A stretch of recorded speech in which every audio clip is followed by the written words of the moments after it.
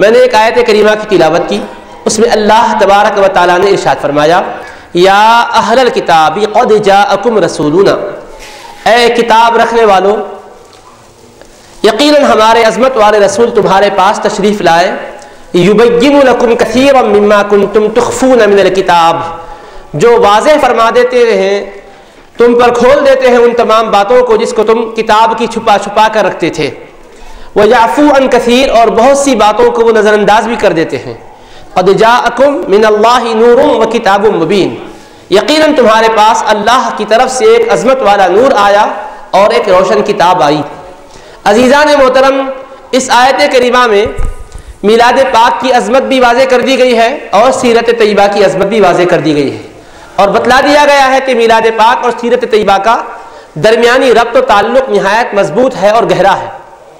دیکھو اللہ تبارک و تعالیٰ نے حبیب پاک کی سیرت طیبہ کو پہلے نہیں بیان کیا، پہلے آپ کی آمد کا ذکر کیا اور اس کے ساتھ ہی سیرت طیبہ کو بیان کیا۔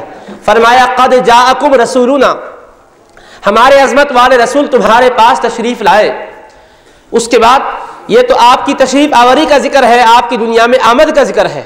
ہم اہل سنت میلاد مصطفیٰ کا بھی اہتمام کرتے ہیں، سیرت طیبہ کے بیان کا بھی اہتمام کرتے ہیں۔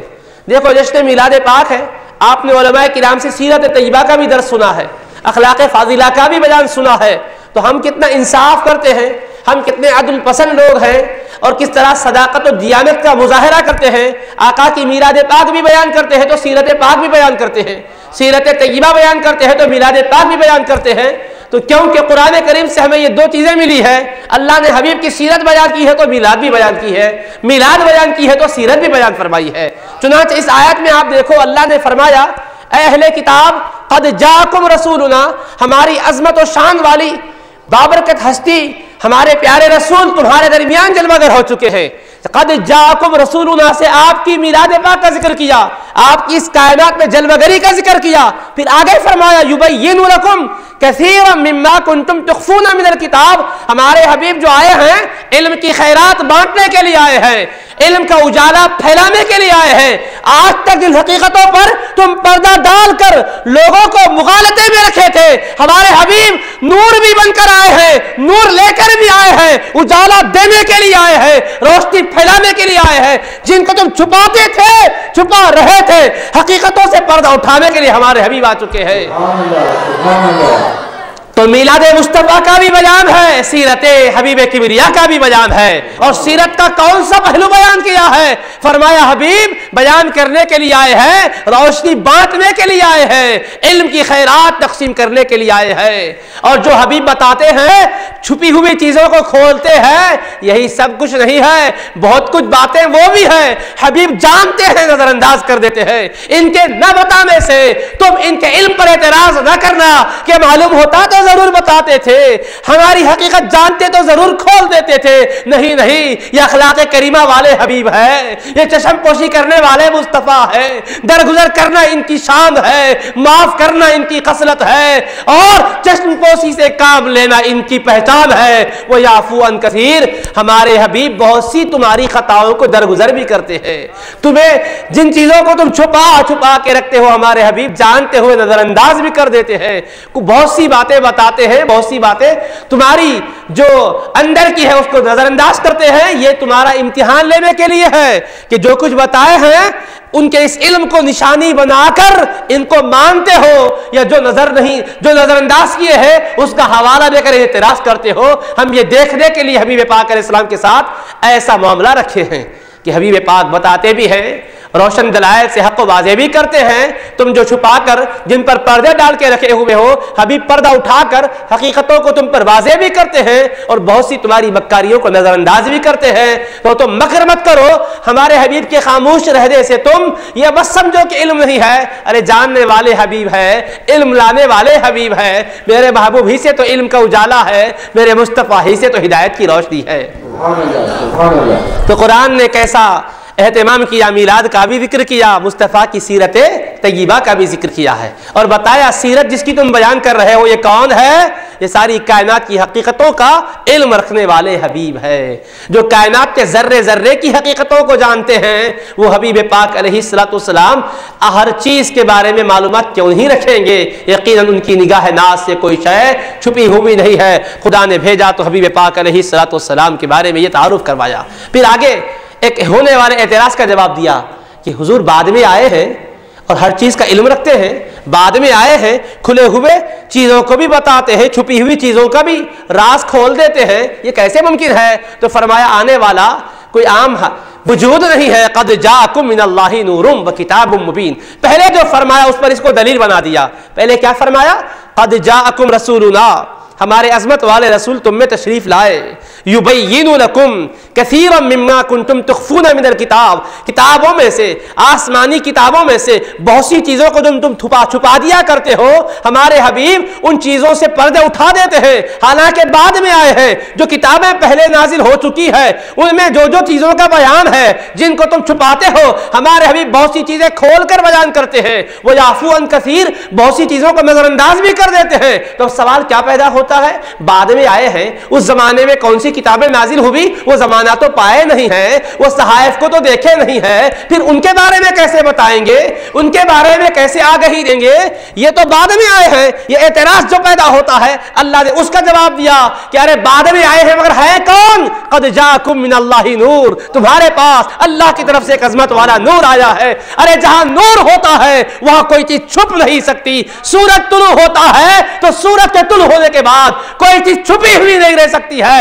ارے یہ سورج طلوع ہوتا ہے، پھر اس کے بعد بلند ہوتا ہے، پھر اس کے بعد غروب بھی ہوتا ہے، مگر میرا حبیب یہ ایسا نور کامل ہے، طلوع ہوا تو چمکتا ہی گیا، بلند ہوا تو بلند ہوتا ہی گیا، اجالا دیا تو دیتا ہی رہا۔ کبھی اس کی روشنی میں کبھی آنے والی ہے، نہ اس کی چمک میں کبھی فرق ہونے والا ہے۔ یہ چمکنے والا بھی ہے، چمکانے والا بھی ہے، یہ مہکنے والا بھی ہے، مہکانے والا بھی ہے، پستوں کو بلند کرنے والا ہے، روتوں کو ہنسانے والا ہے، قارے مذلت میں گرے ہوئوں کی قسمتوں کو بلند و بالا کرنے والا حبیب ہے، کیونکہ یہ عظمت والا نور ہے جو تمہارے درمیان جلوگر ہوا ہے۔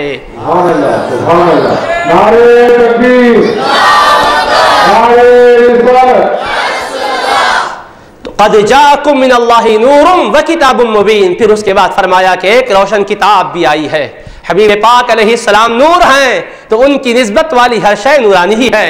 ہم نے کتاب بھی دی ہے تو نور والی کتاب دی ہے، اجالے والی کتاب دی ہے، نہایت ہی وضاحت و صراحت والی کتاب دی ہے، ایک روشن کتاب کے ساتھ آئے ہیں۔ پھر اس کے بعد اللہ نے آگے فرمایا یہدی بہ اللہ من اتبع رضوانہ، اللہ تبارک و تعالی محبوب کو نور کی شان کے ساتھ بھیجا، سراپا نور بنا کر بھیجا، اور کتاب بھی روشن کتاب عطا فرمائی۔ اس کے بعد کیا ارشاد فرمایا؟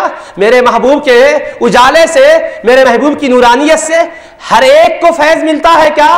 فرمایا یہ تو حبیب سب کو فیض دینے کے لیے آئے ہیں، یہ تو رحمت للعالمین ہے، یہ تو سارے جہانوں کے لیے سراپا رحمت بن کر آئے ہیں، مگر ہدایت کس کو ملے گی؟ فرمایا یہدی بہ اللہ من اتبع رضوانہ، جو اللہ کی رضا حاصل کرنے کا ارادہ کرے گا خدا اسی کو در مصطفیٰ تک پہنچائے گا، اسی نور کی خیرات اس کی جھولی میں ڈالے گا۔ اب خیرات مل جائے گی تو سمجھو خدا کو راضی بھی کرنے والا ہو گیا، خدا کو خوش کرنے والا بھی ہو گیا۔ ہمیں کرنی ہے شہنشاہ وطا کی رضا جوئی، وہ اپنے ہو گئے تو رحمت پروردگار اپنی، وہ اپنے ہو گئے تو رحمت پروردگار اپنی۔ تو عزیزان محترم، اللہ تبارک و تعالی بے نیاز پروردگار ہے، فرما رہا ہے میں جس کو چاہتا ہوں، جس کو اپنی رضا اور خوشنودی دینا چاہتا ہوں، جس کو میں اپنی بارگاہ میں محبوب بنانا چاہتا ہوں، اسی کو در مصطفیٰ سے وابستہ کر دیتا ہوں، یہ نور والے کے در کی خیرات اسی کی جھولی میں ڈال دیتا ہوں، جس کو راضی کرنے، جس کو میں نے یہ سعادت دی ہے کہ وہ مجھے راضی کرنے والا ہے، میری رضا کا جویا ہے، میری خوشنودی کا طلبگار ہے۔ تو عزیزان محترم، آج ایک اعتراض یہ ہوتا ہے کہ یہ میلاد پاک جو ہم مناتے ہیں، اس کے سلسلے میں جو جشن اور جلسے کرتے ہیں، اس کی کیا اہمیت ہے؟ میلاد النبی صلی اللہ علیہ وسلم کی خوشی کا جہاں تک معاملہ ہے، اگر آقا علیہ الصلوۃ والسلام کے دنیا میں تشریف لانے سے اظہار خوشی کرنے کی بات ہے تو جس وقت تشریف لائے تھے، دنیا میں آئے تھے، اس وقت کی خوشی کا ایک بات سمجھ میں آنے والی ہوتی ہے۔ اس وقت خوشی کی گئی ہے یا خوشی کا اہتمام کیا گیا ہے تو ٹھیک ہے، سالانہ طور طور پر ہر سال پورے ربیع الاول میں دھوم دھام ہے، خوشیوں کا اہتمام ہے، اطعام طعام ہے، سلام و طعام قیام ہے. یہ کیا ہے؟ آج یہی دریافت کیا جاتا ہے. نوجوانوں کے ذہنوں کو ایک فکر میں ڈالنے والے سوالات وارد کیے جاتے ہیں. دوستو سنو، حبیب پاک جس وقت جلوگر ہوئے، یقیناً وہ ساتھ تو سعید ساتھ ہے، لمحات و برکتوں والا ہے، مگر ہر سال اظہار خوشی کیوں کیا جاتا ہے؟ ہر سال آقا کی میلاد پاک کے جشن کیوں منائے جاتے ہیں؟ سیرت طیبہ کے جلسے کیوں کر کیے جاتے ہیں؟ تو وجہ یہ ہے کہ حبیب پاک آئے تو ایک ہی مرتبہ ہے. سنی مسلمان ہر سال جلسے میلاد کرتے ہیں تو یہ عقیدے پہ منحصر نہیں ہے کہ ہم ہر سال ہر آقا کے پیدا ہونے کا عقیدہ رکھتے ہیں. نعوذ باللہ، کوئی غریب گوارا بھی کبھی ایسا نہیں کہے گا. ہر ایک یہی کہتا ہے آقا آنے والے ہیں، نہیں کہتا ہے آقا جو آئے ہیں وہ یہی مہینہ ہے، اللہ کے محبوب کی آمد کا مہینہ ہے، آقا کی میلاد کا مہینہ ہے. اب ان کا اعتراض کیا ہے؟ ہر سال کیوں کرتے ہو؟ ایک آدھ مرتبہ ٹھیک ہے، اس کی مناسبت سے کسی وقت کر لیے تو کر لیے تھے، بات سالانہ کیا ہے؟ تو سن لو، اگر ہر سال کرنے سے یہ شبہ پیدا ہوتا ہے کہ ہر سال کا سرکار پیدا ہوتے ہیں، تو ہم یہ عرض کرتے ہیں کہ شب قدر میں عبادت کرنا، شب قدر میں قیام کرنا، شب قدر میں ذکر و اذکار کا اہتمام کرنا، گر گرا کر دعائیں کرنا، یہ بھی کیا ایک ہی مرتبہ ہوتا ہے یا ہر رات کو ہوتا ہے؟ شب قدر ہر رمضان میں ہوتا ہے. تو ہم دیکھتے ہیں کہ معترضین جشن میلاد النبی کے ہر سال کرنے پر اعتراض کرنے والے ماہ رمضان میں باضابطہ شب قدر کے طور پر جاگتے بھی ہیں، عبادت بھی کرتے ہیں. ہم کیوں جاگتے ہیں یہ نہیں پوچھ رہے ہیں. ہمارا سوال یہ ہے، یہ شب قدر جو عظمت والی رات بنی تھی کس کے وجہ سے، کس کی وجہ سے بنی تھی؟ قرآن کا جواب ہے انا انزلناہ فی لیلۃ القدر، بے شک ہم نے قرآن کو ایک قدر والی رات میں نازل کیا ہے. قرآن کے نزول کی وجہ سے رات قدر والی بن گئی تھی، رات شان والی بن گئی تھی. شب قدر کی ساری برکتیں قرآن کے نازل ہونے کی وجہ سے ہے. تو اب مجھے بتاؤ قرآن کے اب نازل ہونے والا ہے جو آنے والے رمضان میں بھی ہم شب قدر کو جاگیں گے، اس کے بعد والے رمضان میں بھی جاگیں گے، جو گزر گیا اس رمضان میں بھی جاگے تھے. زندگی میں کتنے رمضان نہیں ہمیں ملے ہیں، ہر رمضان میں شب قدر میں عبادت کا اہتمام ہے. تو شب قدر کی برکت تو قرآن کی وجہ سے ہے. قرآن تو ہر سال نہیں اترتا ہے، ایک ہی بار نازل ہوا اور مکمل نازل ہو چکا. پھر ہر سال شب قدر میں عبادت کیوں؟ ہر سال ذکر و اذکار کیوں؟ تو یہ کیوں کا جواب کیا ہے؟ تم تو جشن میلاد منانے والوں کو کہتے ہو ہر سال کیوں، کہ ہر سال سرکار پیدا ہوتے ہیں. ارے ہر سال آقا پیدا ہوتے ہیں کہہ کر کوئی نہیں کہتا ہے. اگر یہی ہے، ہر سال کرنے سے یہی سوال ہوتا ہے کہ کیا ہر سال پیدا ہوتے ہیں، تو پھر ہمارا تم سے یہ سوال ہے، ہر سال شب قدر منانے سے یہ ظاہر ہو رہا ہے کہ ہر سال قرآن نازل ہوتا ہے. جب نہیں ہوتا ہے تو شب قدر میں جاگنا کیوں، عبادت کیوں؟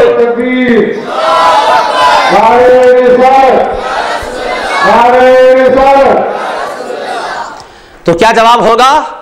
جواب ایک ہی ہوگا کہ بھائی ہر سال قرآن تو نازل نہیں ہوتا ہے، مگر جس رات میں قرآن نازل ہوا وہ نسبت والی رات جب بھی آتی ہے اپنے دامنوں میں رحمتوں کی سوغات کو لے کر آتی ہے، اپنے دامنوں میں برکتوں کے خزانے لے کر آتی ہے، بخشش و مغفرت کا پیغام لے کر آتی ہے، اللہ کی عنایتوں کا پیغام لے کر آتی ہے. اسی لیے اس رات کو جاگتے ہیں، عبادت کرتے ہیں کہ رات اگرچہ کہ یہ اب جو فی الوقت رات ہمیں ملی ہے، یہ رات میں اب جو ہم ہیں اس میں قرآن نہیں نازل ہوا ہے. قرآن جو نازل ہوا تھا وہ یہی رات تھی، اسی لیے اب تو نہیں اتر رہا ہے، مگر اسی نسبت کی وجہ سے یہ رات میں برکتیں ہیں، رحمتیں ہیں. تو اب آپ جب اس کو مان چکے ہیں کہ رات تو وہ نہیں ہے جو نازل ہوا تھا قرآن، وہ رات تو گزر گئی، مگر مہینہ یہی ہے، تاریخ یہی ہے. جب بھی مہینہ اور تاریخ آئے گی اپنے دامن میں وہ تاریخ رحمتوں کو لے کر آتی ہے. ہم سنی مسلمان بھی یہی کہتے ہیں ربیع الاول وہی مہینہ ہے، آقا کی ولادت کا یہی مہینہ ہے. آنے والی 12 تاریخ میلاد مصطفیٰ کی تاریخ ہے.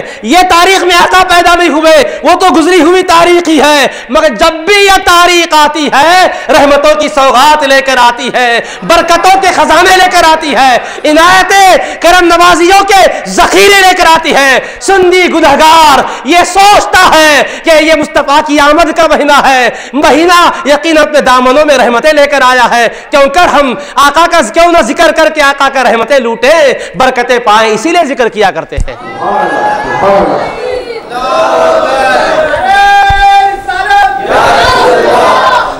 تو اللہ تبارک و تعالیٰ کے حبیب صلی اللہ تعالیٰ علیہ وآلہ وسلم کی جلوہ گری اس کائنات میں بار بار نہیں ہوئی، ایک ہی بار ہوئی ہے. مگر میلاد پاک کا بار بار اہتمام کیوں کر ہے؟ اسی لیے ہے کہ وہ آنے والی ساعتیں رحمتوں برکتوں کی عظیم ترین سعادتوں کی عظیم ترین سوغات کے ساتھ آیا کرتی ہیں۔ آپ کہیں گے کیا ایسا بھی ہے؟ وہ تو شب قدر کے حد تک تھا جی، قرآن میں آیا نا شب قدر کو ہم نے شان عطا کی ہے، اس کے بارے میں کہ ایسا آیا کیا؟ میلاد النبی صلی اللہ علیہ وسلم کا جو دن ہے اس میں ہم نے شان دی ہے۔ ارے دوستو، اللہ تبارک و تعالیٰ نے قرآن کریم میں ہر چیز کو کھول کھول کر نہیں بیان کیا ہے، بعض باتوں کو وضاحت کے ساتھ بیان کیا، بعض باتوں کو خفا میں بیان کیا، صیغہ راز میں بیان کیا، اور سمجھنے کے لیے آپ کو حکم دیا کہ غور کرو، سمجھو، نصیحتوں کو حاصل کرو۔ اللہ تبارک و تعالیٰ نے ایسے راستے کھولے ہیں کہ جس سے مزید راستے نکلتے ہیں، طریقے ایسے بنائے ہیں قرآن کریم میں کہ ایک طریقے سے آدمی پر اور طریقے کھلتے ہیں، دریچے سے دریچے کھلتے ہیں، ایک کھڑکی سے کئی کھڑکیاں کھلتی ہے، اور اللہ تعالیٰ کی رحمتیں اس کے قلب کو نہایت ہی سرفراز کرنے لگتی ہیں۔ کیسے؟ آپ دیکھو، خاص طور پر یہ کہہ کر کہ 12 ربیع الاول کو خصوصی شان کے ساتھ آقا علیہ السلام کی میلاد پاک کی نسبت سے اہتمام کیا جائے، کہاں قرآن کریم میں لکھا ہوا ہے؟ تو عزیزان محترم، پھر ہر سال شب قدر میں اہتمام کرنا کہہ کر قرآن میں کہاں لکھا ہوا ہے؟ ہر سال کا بھی تو قرآن میں لکھا ہوا نہیں۔ قرآن میں کیا ہے؟ بے شک ہم نے قرآن کو شب قدر میں نازل کیا، یہ فرمایا، لیکن سوال یہ ہے کہ ہر سال اہتمام کرو۔ قرآن میں، پورے قرآن میں کہیں ہیں، پورے قرآن کریم کے 30 پاروں میں اور ہر پارے کے ہر رکوع میں، ہر رکوع کی ہر آیت میں تم ڈھونڈو، قیامت تک بھی تم کو یہ نہیں ملے گا کہ اللہ تعالیٰ نے یہ فرمایا ہو کہ یہ قدر والی رات ہے، اس میں جاگا کرو، اس میں خوب خوب عبادت کیا کرو۔ رب نے نہیں فرمایا، صرف اتنا فرمایا ہے ہم نے قرآن کو ایک قدر والی رات میں نازل کیا ہے، اور اللہ تبارک و تعالیٰ نے جاگو، عبادت کرو، شب بیداری کرو کر کے کہہ کر نہیں فرمایا ہے۔ یہ کس نے فرمایا ہے؟ یہ رحمت للعالمین نے فرمایا ہے، یہ شفیع المذنبین نے فرمایا ہے۔ تو معلوم کیا ہوا؟ رات تو قدر والی ہے کہہ کر رب نے ڈکلیئر کیا، مصطفیٰ نے بتایا قدر والی رات ہے، سننے کے بعد خاموش نہ رہنا، رحمتوں کو پانے کے لیے جستجو بھی کرنا، ذکر بھی کرنا، تلاوت بھی کرنا، عبادت بھی کرنا، بندگی بھی کرنا۔ یہ کس نے فرمایا ہے؟ یہ رحمت للعالمین نے فرمایا ہے۔ تو پتا کیا، شب بیداری، شب قدر میں جو کرتے ہو یہ خیرات مصطفیٰ کے در کی ہے۔ حبیب نہ فرماتے ہوتے تو رات میں جاگنے کا ہمیں کیسے سلیقہ ملتا؟ اور آقا نے فرمایا بھی تو کیسے فرمایا؟ جاگو ہی نہیں فرمایا، بلکہ فرمایا من قام لیلۃ القدر ایمانا و احتسابا غفر له ما تقدم من ذنبه۔ یہ قدر والی رات ہے، کیونکہ راتیں تو اور بھی ہیں مگر قرآن کی نسبت اس کو مل گئی ہے، اس اعتبار سے شان والی رات ہو گئی۔ اب جو امتی میرا اخلاص، ایمان اور اخلاص کے ساتھ، ایمانا و احتسابا ہے، ایمان اور اخلاص کے ساتھ، یدی اس رات کی عظمت جس کے صدقے میں ہے وہ عقیدہ رکھ کر جو جاگے گا، عبادت کرے گا، سارے پچھلے اس کے گناہ معاف ہو جائیں گے۔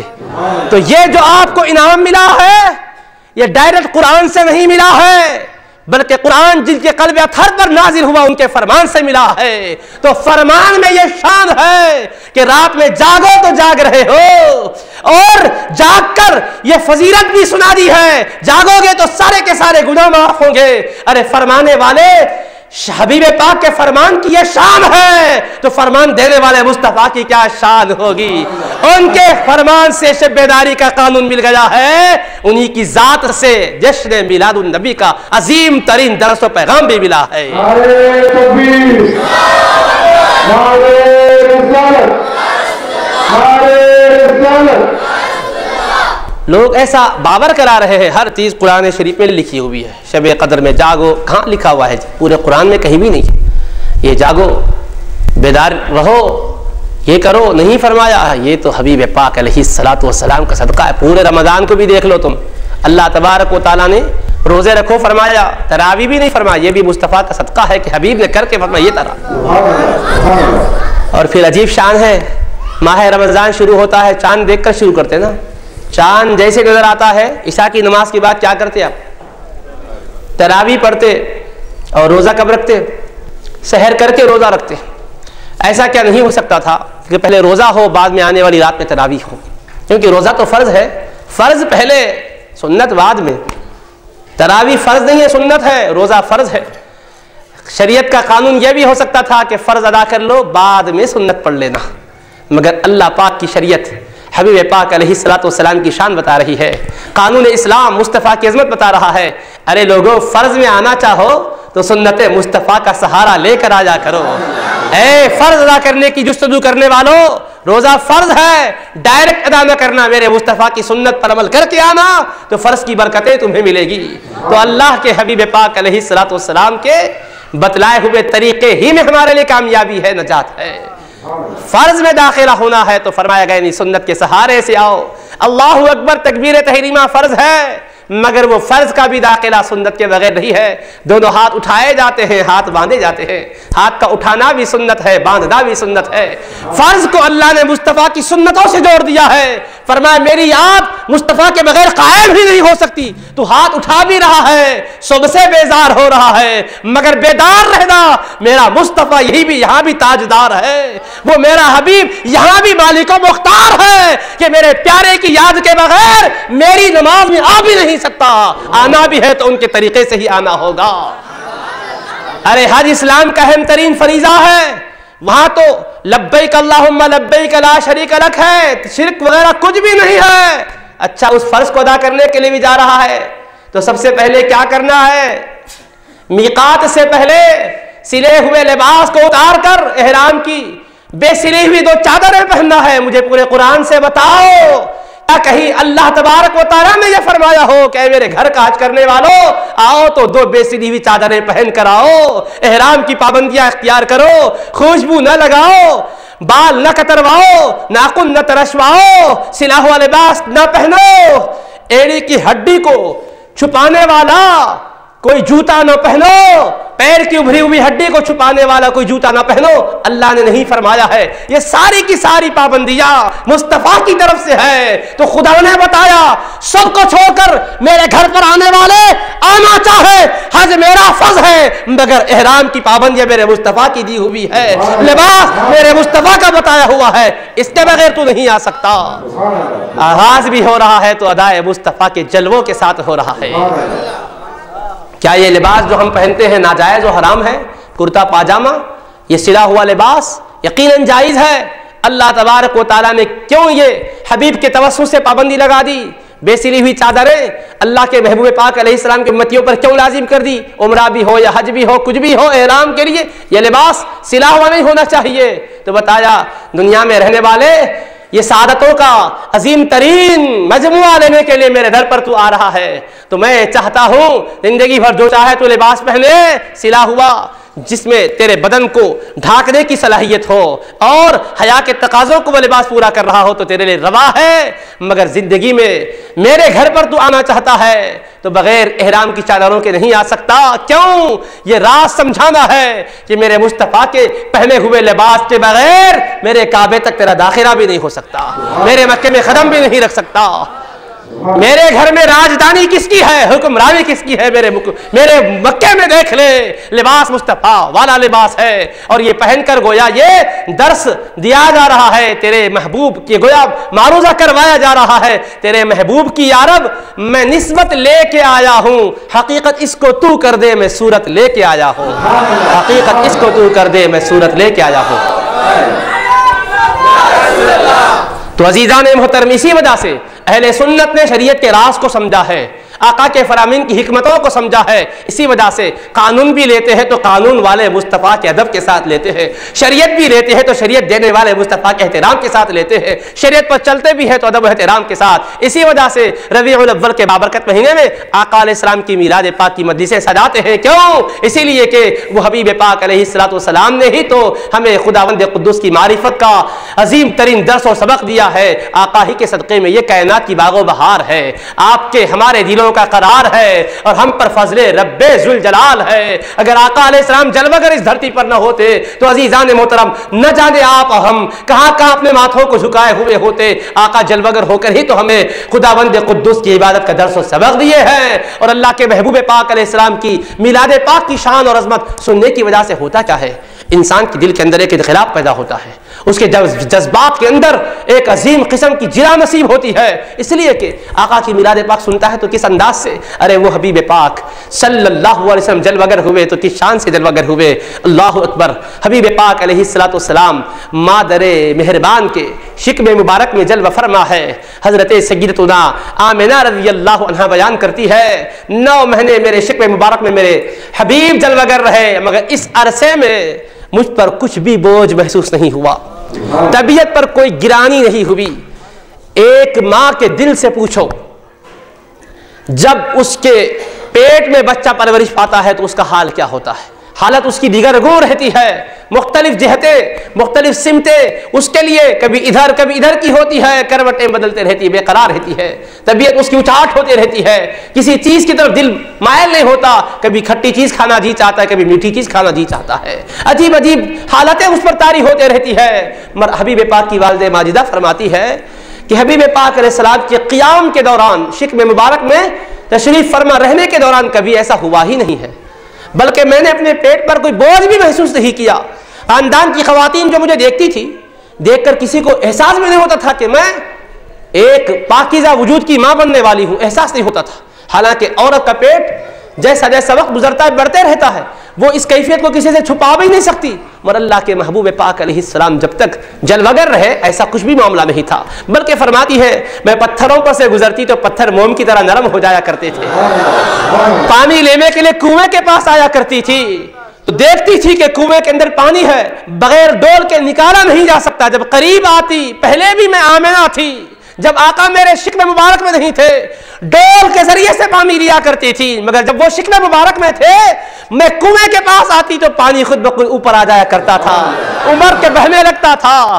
یہ حبیب پاک علیہ السلام کی شان ہے، ابھی شکم مبارک میں ہے، ابھی دھرتی پر قدمین کریمین نہیں رکھے ہیں، مادر مہربان کے مبارک پیٹ میں ہے، آقا بتا رہے ہیں کہ آنے والی شان، حبیب کی شان تو دیکھ لو، آنے والے وجود کا مقام تو دیکھو۔ ارے آقا کی میراث سننے سنانے سے کیا ہوتا ہے، دنیا کو تم بتا سکتے ہو جو نبی پاک کا ہم کریمہ پڑھتے ہیں وہ حبیبی ماں کے بوجھ میں رہے مگر بوجھ بن کر نہیں رہے، ماں پر بوجھ نہیں بنے، اور بتایا ہے میں اپنا بوجھ کسی پر ڈالنے کے لیے نہیں آیا ہوں، دوسروں کے بوجھ کو ہلکا کرنے کے لیے آیا ہوں۔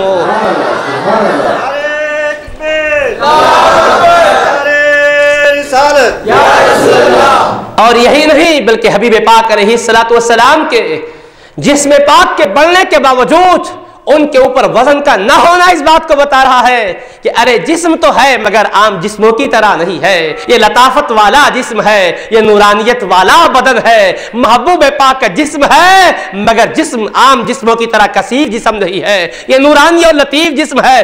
شکم مبارک میں آقا علیہ السلام ہے، عام طور پر بچوں کا جو سائز بڑھتا رہتا ہے پیٹ پر بھی وہ کیفیت طاری ہوتی ہے، مگر ایسا کچھ کیوں نہیں ہے تو آقا اپنے وجود میں جسم کے اندر آئے ہیں، مگر وہ جسم کیا ہے قرآن سے پوچھو، قد جاکم من اللہ نور کہا ہے، اللہ پاک نے فرمایا ایک عظمت والا نور آیا ہے، تو نور کا وزن نہیں ہوتا ہے، روشنی کا کیا وزن ہوتا ہے بتاؤ، پوری جہاں کو روشن کر رہی ہے، سورج کی شعاعیں تاریکیوں کا پردہ چاک کر دیتی ہے، ذرہ ذرہ واضح اور روشن ہو جاتا ہے، مگر اس کا وزن کتنا ہے مجھے بتاؤ، تو تم اس کا وزن نہیں بتا سکتے۔ ارے یہ مادی روشنی کا حال ہے، وہ تو رب ذوالجلال کے فیض نور سے پیدا ہوئے ہیں مصطفیٰ، رب نے جن کو نور کہا ہے بتاؤ ان کے نور پر گرانی کیسے ہو سکتی ہے، اس میں کثافت کیسے ہو سکتی ہے۔ تو والد ماجدہ کا بیان ہے آقا جب تک شکم مبارک میں رہے کوئی گرانی نہیں تھی بلکہ پیدا ہوتے ہیں، تشریف لاتے ہیں تو فرماتی ہے فولدتہ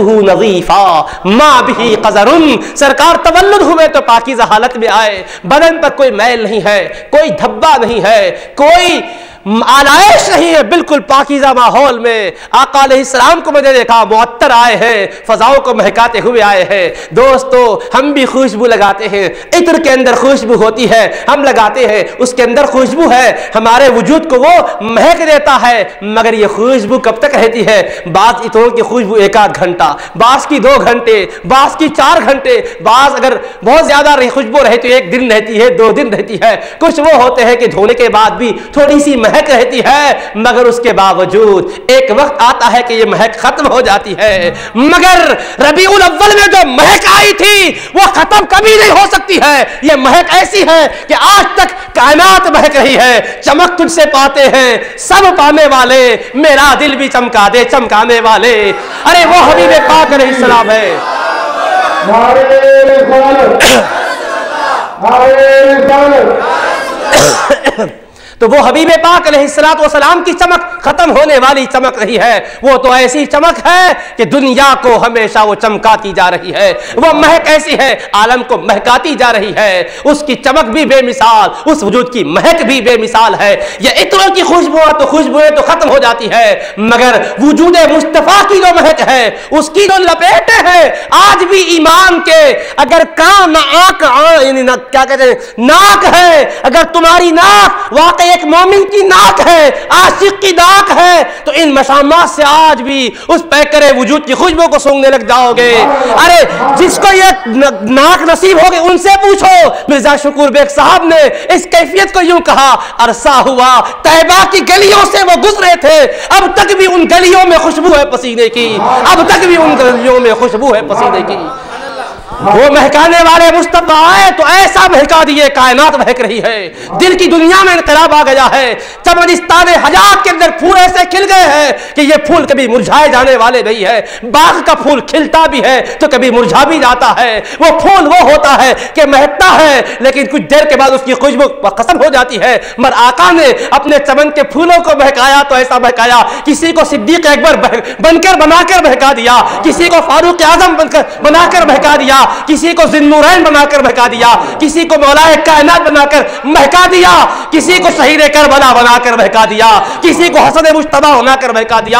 عزیزان محترم، یہ مہکائے آقا نے جن کو مہکایا ہے وہ ایسے مہکے ہیں کہ دنیا سے رخصت ہو چکے ہیں، بدن سے خون بھی بہنے لگ گیا ہے، مگر وہ خون کی مہک ایسی ہے کہ اس سے کوئی بو نہیں آ رہی ہے، خون سے بھی پاکیزگی لوگ پا رہے ہیں، بلکہ مہکائے تو ایسا مہکائے ان کے نام پر جو مر مٹ گئے ان کے لیے خوشی کا پیغام دے دیے، سنو جو میرے نام پر مر مٹتا ہے، میرے دین پر قربان ہو جاتا ہے، جس کے جسم کو تلواروں سے چھلنی چھلنی کر دیا جاتا ہے، پارا پارا کر دیا جاتا ہے، اعضاء بکھر جاتے ہیں، خون بہ جاتا ہے، وہ عاشق کل محشر میں اٹھے گا تو کیسے اٹھے گا؟ آقا فرماتے، بخاری و مسلم کی حدیث ہے، اٹھے گا تو جتنے زخم کے نشانات ہیں وہ سارے کے سارے نشانات تازہ رہے گے، جہاں کٹ گیا تھا خون بہ رہا تھا، اٹھے گا تو بھی وہاں تازہ خون بہ رہا ہوگا، جہاں سے خون نکل رہا تھا نکلتا نظر آئے گا، مگر کیسا؟ اللون لون الدم والریح ریح المسک، رنگ تو خون کا ہوگا مگر بدبو نہیں آئے گی، مسک و عنبر کی خوشبو مہکنے لگے گی۔ مہکایا تو آقا نے ایسا مہکایا کہ خون میں بھی مہک ہے۔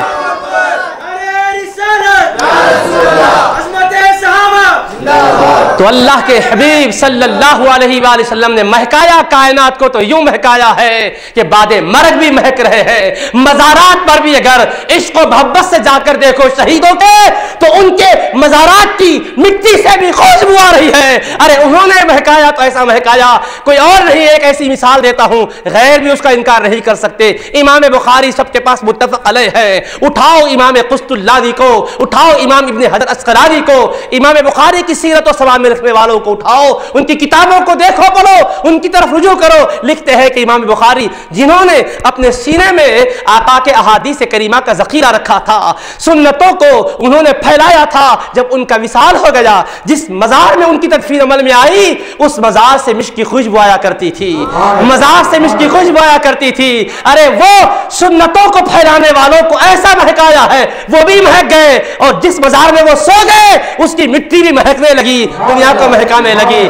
ایسے مہکانے والے مصطفیٰ تشریف لائے۔ آمنہ رضی اللہ عنہا کہتی ہے، میرے آقا تشریف لائے اس دھرتی پر تو میں نے دیکھا بچے پیدا ہوتے ہیں تو خون میں لطف آتے ہیں، آلائشیں ہوتی ہے، بدن پر عجیب عجیب کیفیتیں ہوتی ہے۔ اس حالت میں سگی ماں بھی بچے کو سینے سے لگانے کو تیار نہیں ہوتی، چاہنے والی نانی اور دادی بھی گود میں لینے کو تیار نہیں ہوتی، چاہنے والے نانا اور دادا بھی پیار کرنے کو تیار نہیں ہوتے، شفقت والا باپ بھی اس کو چومنے کو تیار نہیں ہوتا، پہلے اس کو غسل کے لیے پیش کیا جاتا ہے، بچے کو صاف کیا جاتا ہے، گرم پانی سے، نارمل پانی سے اس کو اچھی طرح سے صاف کر دیا جاتا ہے، نہلا دیا جاتا ہے، پھر اس کے بعد گود میں لے کر پیار کر رہے ہوتے ہیں، اس کے بعد اذان دینے والے سیدھے کان میں اذان دیتے ہیں، بائیں کان میں اقامت کہتے ہیں، مگر سنو آقا علیہ السلام تشریف لاتے ہیں، مادر مہربان کا بیان ہے، پاکیزہ حالت میں آقا آئے، بدن پر کوئی آلائش ہی نہیں ہے، تو یہ آقا کی میلاد پاک کا تذکرہ کرنے سے ایمان کو جلا ملتی ہے، اور جو آپ دعویٰ کرتے ہیں نبی بشر ہے ہماری طرح،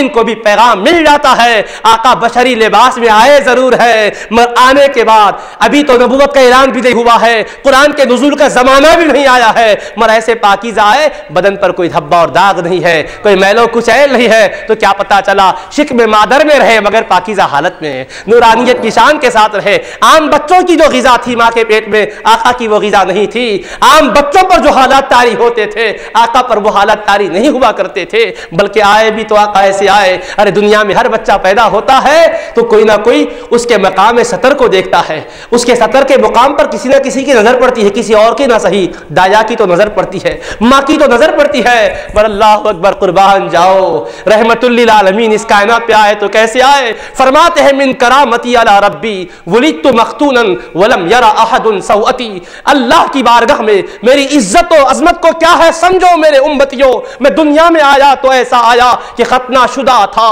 ختنہ کیا ہوا آیا ہوں، یہاں آنے کے بعد ختنہ نہیں کروائی گئی ہے، وہاں سے مختون آیا ہوں، اور میرے سطر کے مقام کو کسی نے کبھی دیکھا ہی نہیں ہے۔ اللہ اکبر، سوچو ابھی تو اللہ نے یہ تو اعلان کر کے نہیں فرمایا ہے میں ان کو قرآن دیا ہوں، میرے مصطفیٰ تبلیغ کا کام شروع کر دو، یہ تو 40 سال کے مرحلے میں طے کرنے کے بعد ہو رہا ہے، مگر پیدا ہوتے ہوئے مصطفیٰ یہ شان دکھا رہے ہیں، ارے جس کو تم نبی مانتے ہو ان کی پیدائش کے لمحات پر نظر ڈالو، کیسے پاکیزہ حالت میں آتے ہیں، ان کے مقام سطر کو کسی آنکھ نے کبھی دیکھا ہی نہیں ہے۔ اللہ پاک نے ایسا مصطفیٰ کو بے مثل و بے مثال وجود دے کر بھیجا ہے، حبیب پاک علیہ الصلوۃ والسلام تشریف لائے، کیا شان ہے، کیا عظمت ہے، کیا رفعت ہے۔ والدہ ماجدہ فرماتی ہے جدھر نظر ڈالتی ہوں نور ہی نور نظر آ رہا ہے، اجالا ہی اجالا پھیل گیا، ہر طرف روشنی ہی روشنی پھیل گئی۔ حضرت عبد المطلب رضی اللہ تعالیٰ عنہ آپ کے جد امجد دادا جان بیت اللہ شریف کا طواف کرنے میں مصروف تھے، فرماتے ہیں میں نے یک بیک دیکھا مال البیت بی ارکانہ، بیت اللہ شریف پورے اپنے چاروں کونوں کے ساتھ جھک گیا آقا کے ولادت باسعادت کے لمحات میں اس گھر کی طرف جہاں آقا تشریف لائے ہیں، بیت اللہ شریف جھک گیا۔ اللہ اکبر، آپ سوچو کیا وجود مقدس کو اللہ پاک نے عظمت و رفتوں کا تاجدار بنایا ہے، بیت اللہ جھک گیا۔ اس کے بعد پھر کیا ہوا؟ خوشی کے مارے جھوم رہا تھا، کعبۃ اللہ جھوم رہا تھا میلاد کی خوشی میں۔ ایک عاشق آقا کا ذکر سن کے جھومتا ہے تو لوگ اس کا مذاق اڑاتے ہیں، کہتے ہیں یہ کیا ہے جی، یہ دکھاوے کے کام کیا ہے، اندر خوشی ہے تو اس کا اظہار ہو ہی جاتا ہے۔ عشق اور مشق چھپانے سے چھپنے والی چیزیں نہیں ہے، محبت ہے تو ضرور اس کے جلوے نظر آ جاتے ہیں، اگر عطر کو چھپا کے بھی رکھو کتنا بھی بند کرو اس کے اندر کی جو مہک ہے وہ کھل ہی جاتی ہے۔ تو محبت ہے تو محبت ظاہر ہے کہ وہ اپنے جلوے دکھا ہی دیتی ہے۔ ایک آدمی کو دیکھتے ہیں آپ خوشی سے چہرہ اس کا تمتما رہا ہے، ایک دوسرے کو دیکھے تو منہ بسوڑے ہوئے نظر آ رہا ہے، چہرے پر ہوائیاں اڑ رہی ہے، تو مطلب کیا؟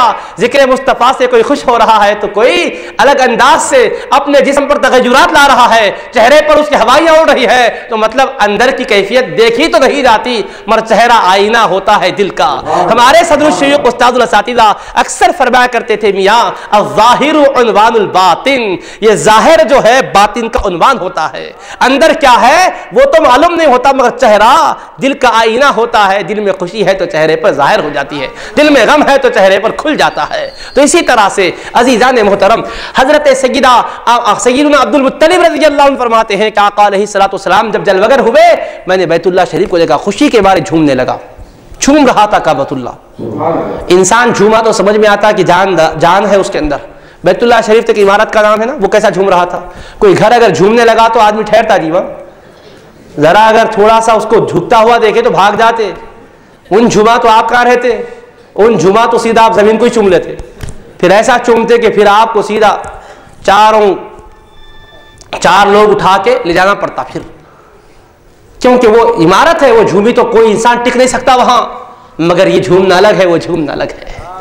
یہ اس کی عمارت کے بوسیدہ ہونے پر اس کا جھومنا اور گرنا اور جھکنا ہے، وہاں بوسیدہ ہونے پر نہیں ہے، طاقت پانے پر ہے۔ کعبۃ اللہ کی در و دیوار سے آواز آ رہی تھی، ارے اب تو میں طاقتور ہو چکا ہوں، اس لیے کہ میرے 300 سال دکھ ہے، مگر میں اس کے لیے نکلنے کی سبیل نہیں بنی۔ اب بولو میرے پاس کیا طاقت ہے؟ میں بیت ہوں، میں گھر ہوں، میں تو بے جان ہوں، مر آنے والے جاندار ہے، جان رکھنے والے ہیں، پاور رکھنے والے ہیں۔ اب وہ آ چکے ہیں، اب تک میرے اندر 300 سال بت پڑے رہے، نکلے نہیں، کیونکہ میں تو نکال نہیں سکتا، مگر اب وہ آ چکے ہیں جو مجھے بھی پاک کرنے والے ہیں، انہیں نکالنے والے ہیں۔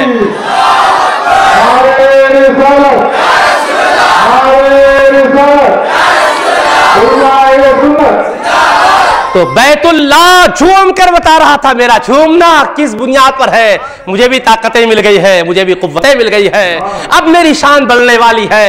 اب تلک کچھ اور معاملہ تھا، اب کا معاملہ ہی کچھ اور ہوگا۔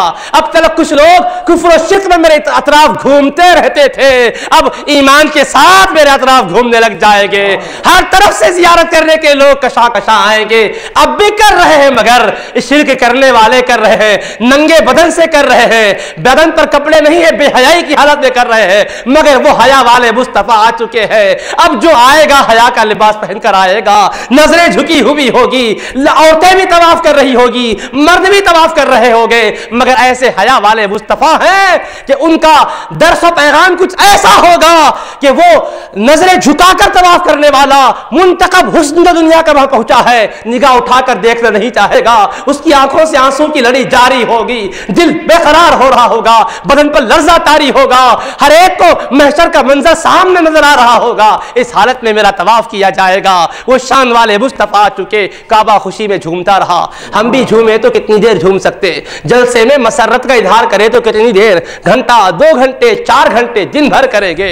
قربان جاؤ حبیب پاک کی آمد پر کعبے کو کتنی خوشی ہوئی۔ امام سیوطی لکھتے ہیں خصائص کبریٰ میں، وَلَمْ تَسْكُنْ زَلْزَلَةُ الْبَيْتِ ثَلَاثَةَ أَيَّامٍ وَلَيَالِهِنَّ، 3 دن 3 رات تک خانہ کعبہ جھومتا رہا خوشی کے مارے، جھومتا رہا خوشی کے مارے، اور دروازے کعبہ سے، دیوار کعبہ سے آواز آ رہی ہے، ولد المصطفى المختار الذي بيده تهلك الكفار ويدعو الى عبادة الله الواحد القهار۔ آواز آ رہی ہے کہ مصطفیٰ مختار کائنات تشریف لا چکے ہیں، اللہ کی عبادت کے لیے دنیا کو بلانے والے حبیب آ چکے ہیں، اور کہنے لگا الان اطہر من انجاس الجاہلیہ، الان یجیئنی زواری، خانہ کعبہ کہنے لگا اب وقت آ چکا ہے، بتوں کی گندگیوں سے مجھے پاکیزگی مل جائے گی، اب وقت آ چکا ہے، دنیا کے کونے کونے سے طواف کرنے والے میرے پاس آئیں گے۔ خانہ کعبہ کی یہ صدائیں تھی اور خوشی میلاد مصطفیٰ میں اس کا یہ جھومنا تھا۔ تو عزیزان محترم، اب جو کعبے کا نام لے کر، توحید کا نام لے کر جشن میلاد کے خلاف زبان کھولتے ہیں، ہم ان کو یہی کہنا چاہتے ہیں کہ میلاد النبی کا اعلان، جشن مصطفیٰ کا اہتمام سب سے پہلے کہاں سے ہوا؟ خانہ کعبہ سے ہوا۔ دیوار کعبہ سے یہ آوازیں آنے لگی، اگر تم کو بھی کعبے سے نسبت ہے تم بھی وہی صدا بلند کرو جو کعبے نے بلند کی ہے، تم بھی وہی پیغام سناؤ جو کعبے نے سنایا ہے، تو ہم سمجھیں گے واقعی کعبے سے سچی محبت ہے، واقعی حقیقی نسبت ہے۔ اسی وجہ سے تو کعبۃ اللہ کی حبیب پاک علیہ الصلوۃ والسلام سے یہ محبت کو دیکھا، بیت اللہ کا حبیب اللہ سے یہ چاہنا دیکھا، تو فاضل بریلوی اعلیٰ حضرت نے کہا حاجیو آؤ شہنشاہ کا روضہ دیکھو، کعبہ تو دیکھ چکے کعبے کا کعبہ دیکھو، غور سے سن تو رضا، کعبے سے آتی یہ صدا، میری آنکھوں سے میرے پیارے کا روضہ دیکھو، میری آنکھوں سے میرے پیارے کا روضہ دیکھو۔ اور امجد حیدرآبادی رحمت اللہ علیہ نے دیکھا تو کہا روضہ پاک کی تجلی سے طور سینہ ہے اپنے سینے میں، سفر حج کا ماحصل یہ ہے کعبے والا ملا مدینے میں، کعبے والا ملا مدینے میں۔ تو عزیزان محترم، اللہ تبارک و تعالی نے جن کو عشق دیا ان سے پوچھو، جن کو محبتیں دی ان سے پوچھو۔ مکے میں بھی دیکھا دل اپنا طیبہ کی طرف ہی مائل ہے، مکے میں دیکھا دل اپنا طیبہ کی طرف ہی مائل ہے، راحت ہے تیرے قدموں میں اسے جو تیری نظر کا گھائل ہے، راحت ہے تیرے قدموں میں اسے جو تیری نظر کا گھائل ہے۔ تو کعبۃ اللہ کو حبیب اللہ سے اس طرح محبت کرتے ہوئے ہم نے دیکھا ہے، اسی وجہ سے عاشق یہ کہتے ہیں، عاشق یوں عرض کرتے ہیں اللہ اکبر، حبیب پاک کی بارگاہ سے چونکہ رحمتوں ہی کی خیرات بڑھتی ہے، کعبۃ اللہ کے پاس جلال بھی ہے، وہاں پر جمال کا پہلو بھی ہے تو جلال و غضب کا بھی پہلو ہے، مگر حبیب پاک کے پاس جمال ہی جمال ہے، وہ حبیب پاک کا دامن ایسا وسیع ہے، گنہگاروں کو بھی وہی امن ملتا ہے، فسیح کاروں کو بھی وہی امن ملتا ہے۔ اسی لیے تو اعلیٰ حضرت کا پیارا شعر کہا ہے، اللہ اکبر، آسی بھی ہے چہیتے یہ طیبہ ہے زاہدو، آسی بھی ہے چہیتے یہ طیبہ ہے زاہدو، مکہ نہیں کہ جانچ جہاں خیر و شر کی ہے، مکہ نہیں کہ جانچ جہاں خیر و شر کی ہے، مکہ مکرمہ میں جانچ ہے، خیر ہے تو آؤ، شر ہے تو دفع ہو جاؤ، وہ دربار ہے جہاں کہا گیا وَمَن يُرِدْ فِيهِ بِإِلْحَادٍ بِظُلْمٍ نُذِقْهُ مِنْ عَذَابٍ أَلِيمٍ، خبردار یہ مکے کا حرم ہے، ظلم کا ارادہ بھی کرتے ہو تو تم کو دردناک عذاب کا مزہ چکھائیں گے، وہ ارادہ ظلم پہ پکڑ کی دھمکی ہے، اور یہاں ظلم کرنے والوں کو بلایا جا رہا ہے وَلَوْ أَنَّهُمْ إِذْ ظَلَمُوا أَنفُسَهُمْ جَاءُوكَ، اگر اپنے نفسوں پر ظلم کرے ہیں تو اے مصطفیٰ وہ تمہاری بارگاہ میں آئے، فَاسْتَغْفِرُوا اللَّهَ وَاسْتَغْفَرَ لَهُمُ الرَّسُولُ، بخشش اللہ سے چاہے اور اللہ کے حبیب سفارش فرما دے، لَوَجَدُوا اللَّهَ تَوَّابًا رَحِيمًا، تو ضرور بضرور اللہ کو خوب توبہ قبول کرنے والا، خوب مہربانی کرنے والا پائیں گے۔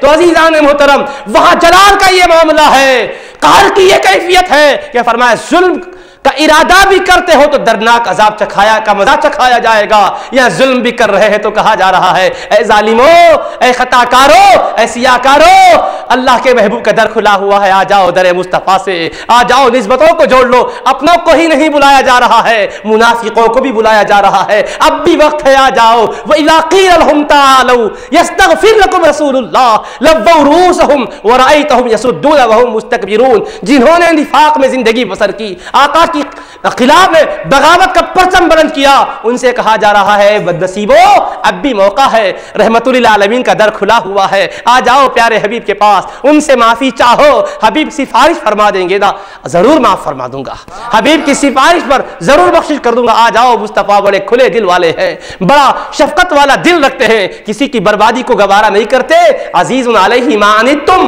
حریص علیکم، ارے تمہارا مشقت میں پڑنا میرے حبیب پر گراں گزرتا ہے، تمہاری بھلائی کے چاہنے والے ہیں، لہٰذا آؤ میرے محبوب کی بارگاہ میں بخشش کے لیے معروضہ کر لو، حبیب سفارش فرما دے گے تو معاف کر دوں گا۔ تو اسی وجہ سے جشن میلاد اہل سنت جو اہتمام سے مناتے ہیں یہ کیونکہ آئے آقا رحمتوں کو بانٹتے ہوئے آئے، بخشش کی خیرات دیتے ہوئے آئے، دلتوں کو بلند کرنے کے لیے آئے، اسی لیے دنیا والوں ایسے محسن کا اگر جشن نہ منایا جائے تو کون سا جشن منایا جائے گا؟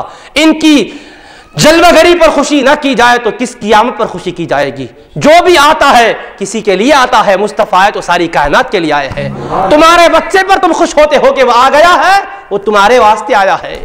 تمہارا بچہ ڈاکٹر بن گیا ہے تو تم اہتمام کر کے فنکشن کرتے ہو، ڈاکٹرز کو بلاتے ہو، اس کے اساتذہ کو بلاتے ہو، خاندان والوں کو بلاتے ہو، ہم منع نہیں کرتے ہیں، تمہیں خوشی ہے مگر وہ تم کو خوشی دینے کے لیے آیا ہے، مگر کیا معلوم وہ تمہارے لیے رحمت کا باعث بنتا ہے یا پھر یہ کہ کل تمہارے لیے وبال کا سبب بنتا ہے۔ من آقا ایسے شان سے آئے ہیں، ہر ایک کو رحمتیں دینے کے لیے آئے ہیں، ہر ایک کی جھولی بھرنے کے لیے آئے ہیں، ایسے کرم کرنے والے، ایسے رحم کرنے والے مصطفیٰ کی یقیناً یاد کی مجلس سجائی نہ جائے تو بولو کس کی مجلس سجائی جائے گی؟ یہ دربار محمد ہے، یہاں اپنوں کا کیا کہنا، یہاں سے ہاتھ خالی غیر بھی جایا نہیں کرتے، ارے غیر بھی نہیں جایا کرتے، ان کا تو معاملہ یہ ہے اللہ اکبر، دوستاں را کجا کنی محروم تو کے بعد دشمنا نظرداری، ارے وہ آقا تو وہ ہے کہ دشمنوں پر بھی نظر رکھتے ہیں تو چاہنے والوں کو کیسے محروم فرمائیں گے؟ ایسے کریم آقا علیہ الصلوۃ والسلام کے میلاد پاک کے واقعہ سنتے ہیں، سیرت طیبہ سنتے ہیں، اخلاق فاضلہ کا بیان سنتے ہیں، دلوں کے اندر ایمان اور مزید کمال و تمام کے ساتھ روشن و منور ہو کر روشنی دینے والا بن جاتا ہے، عمل کی زندگی میں انقلاب پیدا ہو جاتا ہے۔ اللہ تبارک و تعالی ہمیں رسول پاک علیہ الصلوۃ والسلام کی میلاد کی برکتوں سے مالا مال فرمائے، ہمیں ظاہری اعتبار سے بھی خوشیوں سے مالا مال فرمائے، حقیقی خوشیوں سے بھی سرفراز فرما دے، آقا کی پیاری پیاری سنتوں پر چلنے کی توفیق اور سعادت نصیب فرمائے، اور جو اس مبارک جلسے کا اہتمام فرمائے ہیں پروردگار، جنہوں نے اس میں جس حیثیت سے بھی تعاون کیا، سب کیے اس خدمات کو اور تعاون کو اپنی بارگاہ میں قبول فرما لے، ہر ایک کو اپنی بارگاہ سے اجر جزیل عطا فرما، ثواب کثیر عطا فرما، وصلی اللہ تعالی علی خیر خلقہ وآلہ وصحبہ اجمعین، والحمد للہ رب العالمین۔